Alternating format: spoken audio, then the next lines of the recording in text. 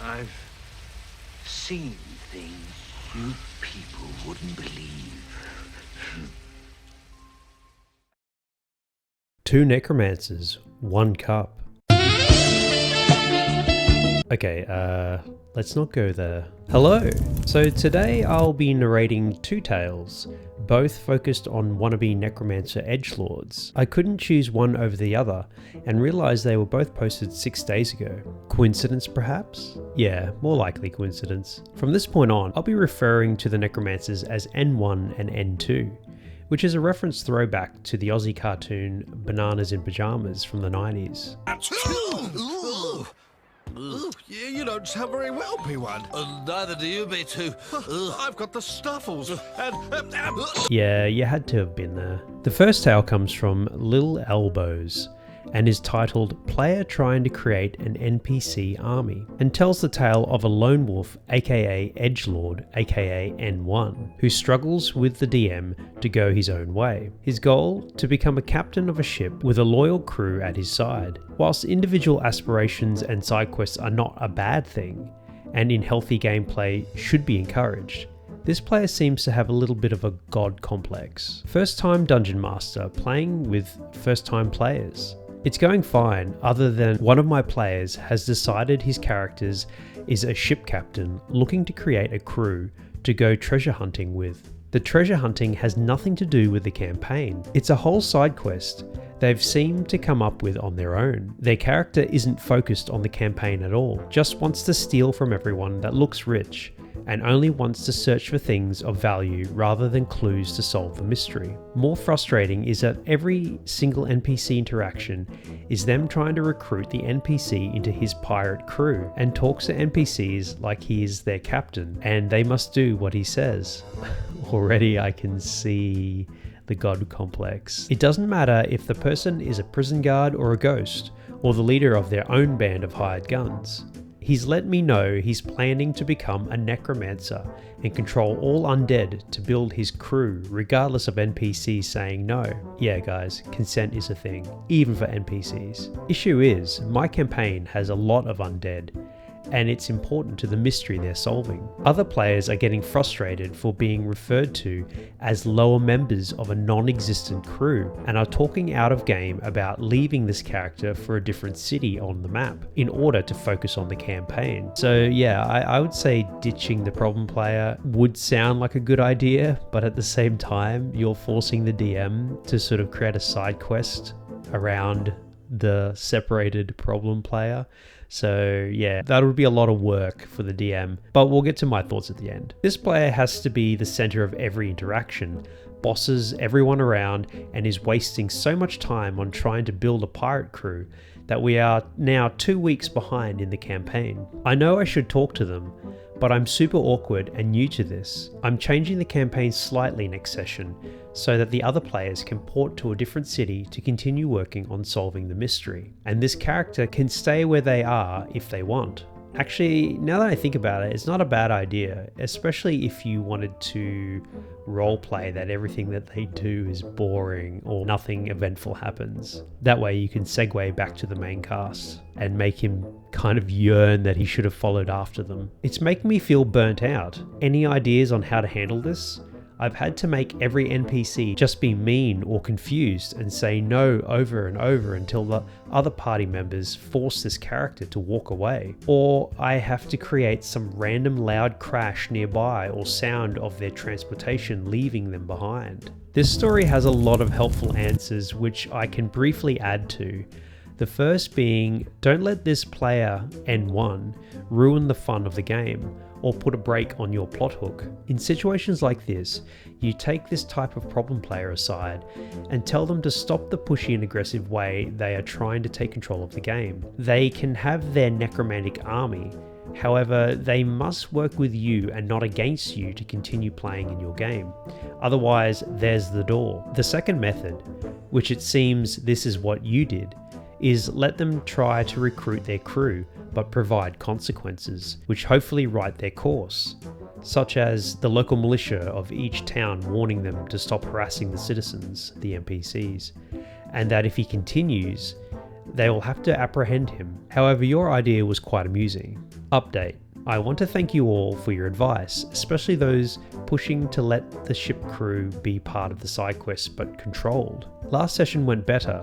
Before the game, I reminded the other players that they don't have to agree with problem player or to go along with what he's saying doing. Other player characters started telling him no and doing things their own way. I also let him get on the small fishing boat that already has a captain that is bossing him around so he can see how it feels for the other players, while still giving him a small sea adventure. He did try to recruit a monster into his crew after they had nearly killed it, like it had its limbs chopped off and was choking on blood, waiting for the death blow.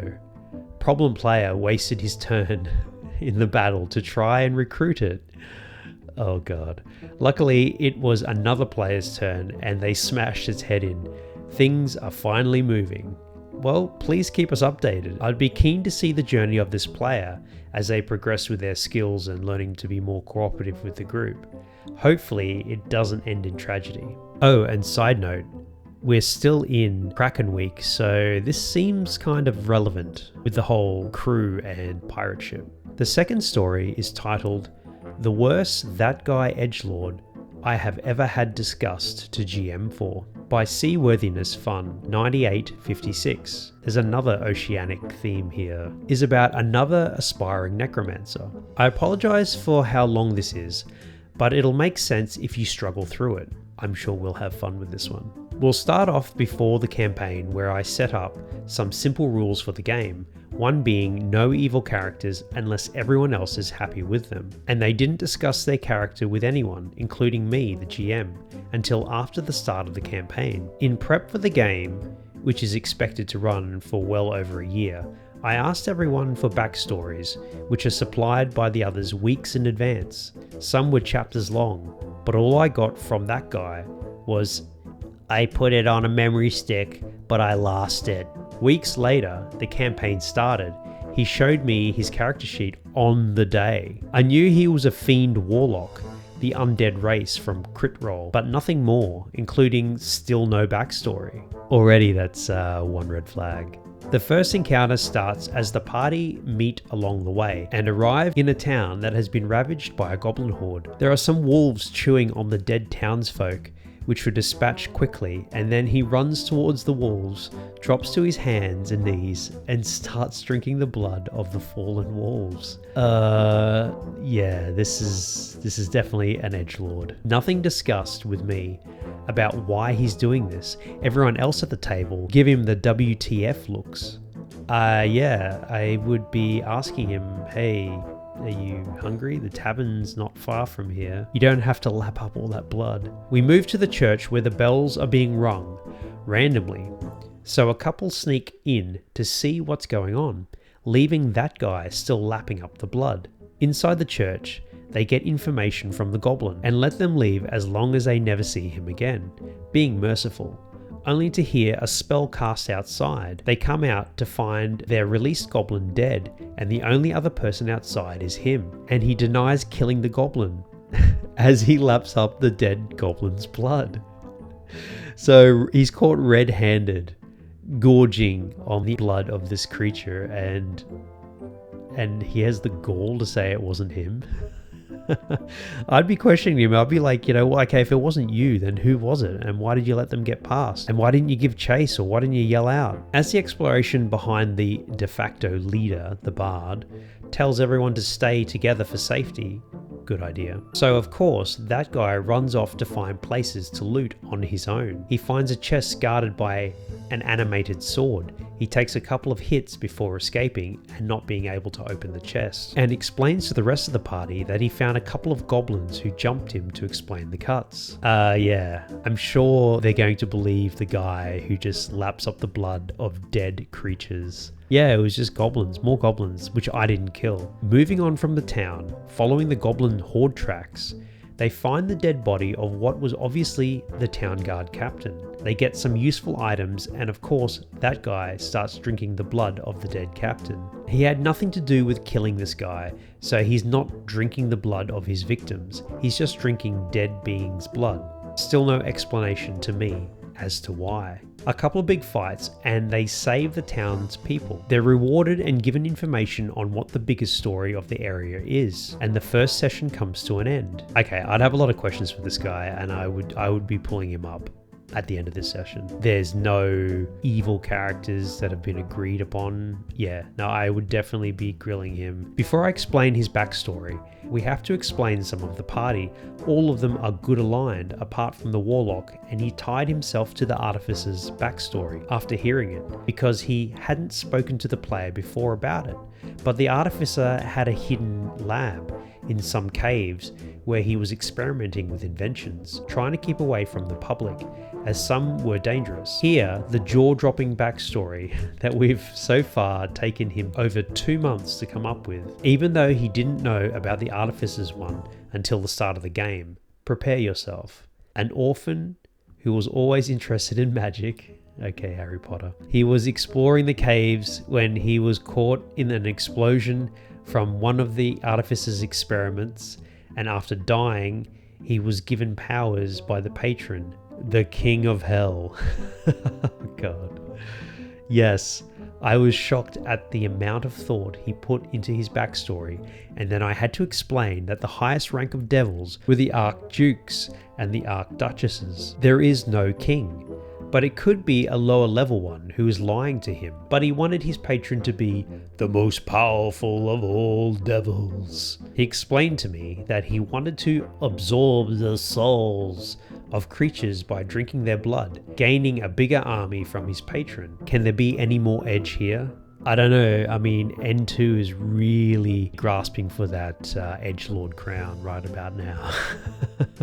We move on through the campaign. He kept doing things behind the backs of the rest of the party.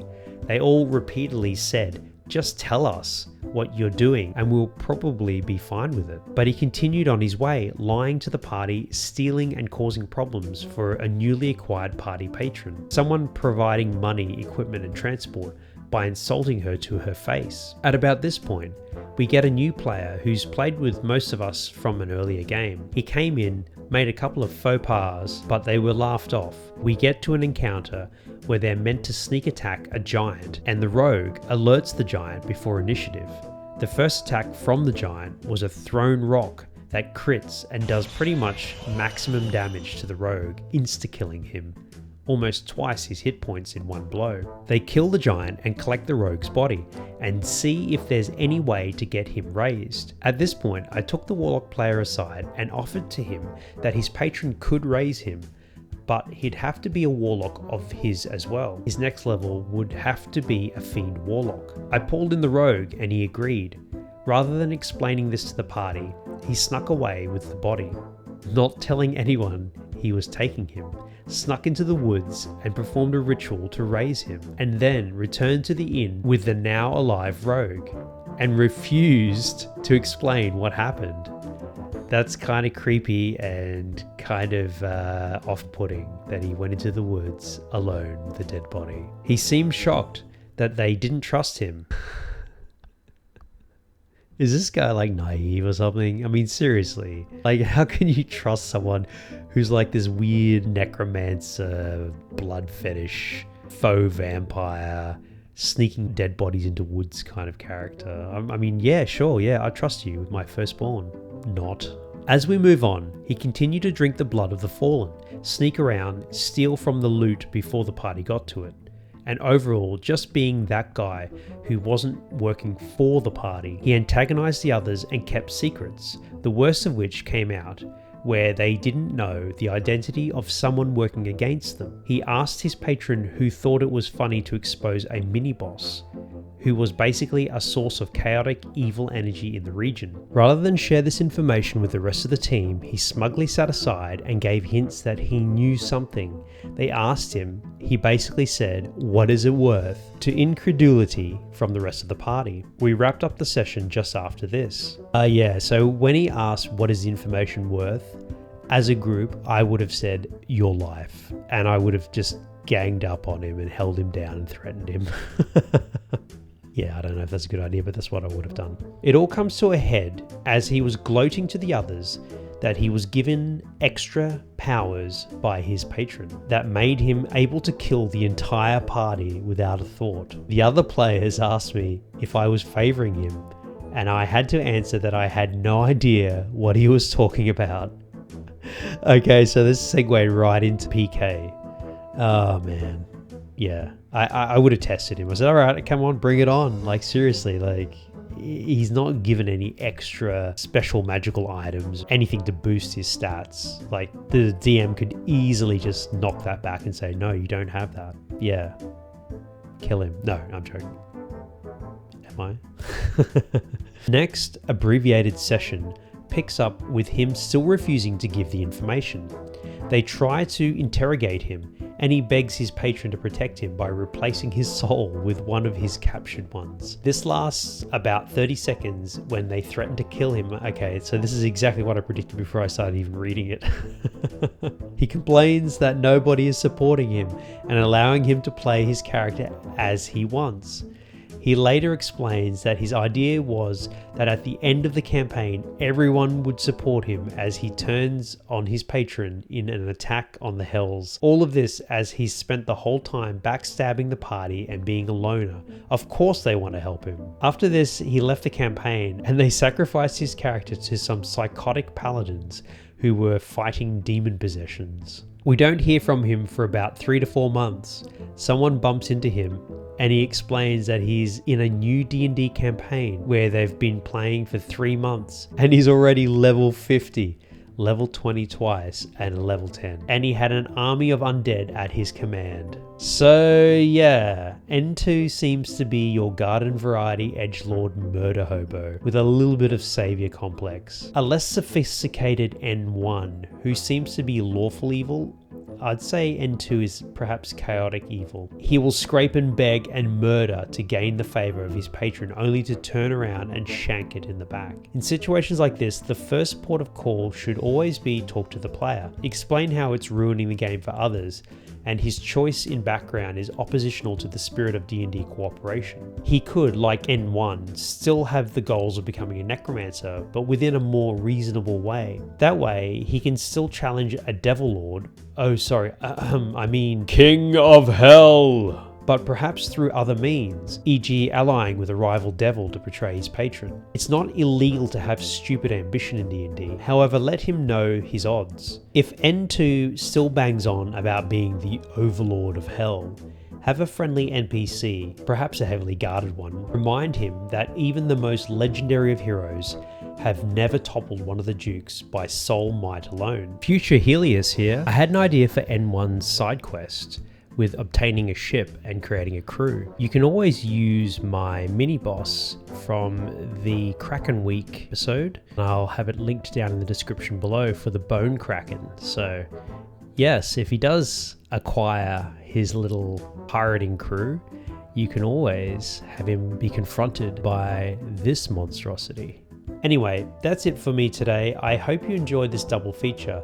Just a side note, I now have an email address for any horror story submissions, which you can find in the description below. This was suggested to me by one of my subscribers. It's a cool idea, and since I'm only a small channel, the chances of getting a feature is more than likely. But until then,